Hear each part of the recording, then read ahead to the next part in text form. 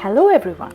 Today we are going to make the most popular and the trending Dalgona coffee.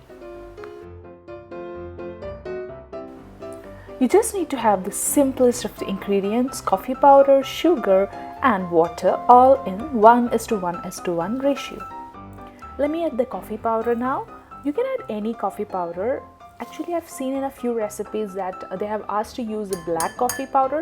It's okay, you can have any coffee powder which is available in your shelf. Now add sugar. You need not powder it. You can add just the normal sugar that we add in normal coffee, tea and all. And I know it is easily available in your shelf. Next is the most important step, to beat up your coffee until it is thick and frothy. You can use your hand blender, that is the best option. Otherwise, if you don't have a hand blender, you can just go for beating with your fork or a whisk. But the only problem is that you have to beat it very fast, which might be quite tiring for you. Right now I'm using my hand blender and see, it is thickening up.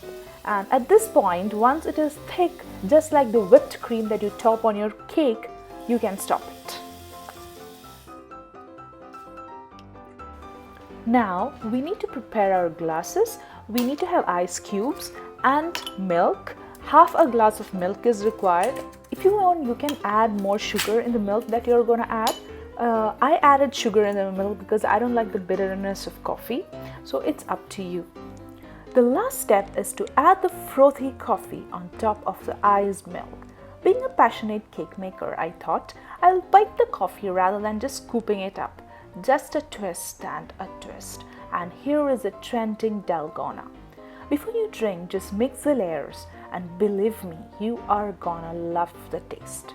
The best thing you can enjoy staying at home with your family. Stay safe, stay healthy and stay at home.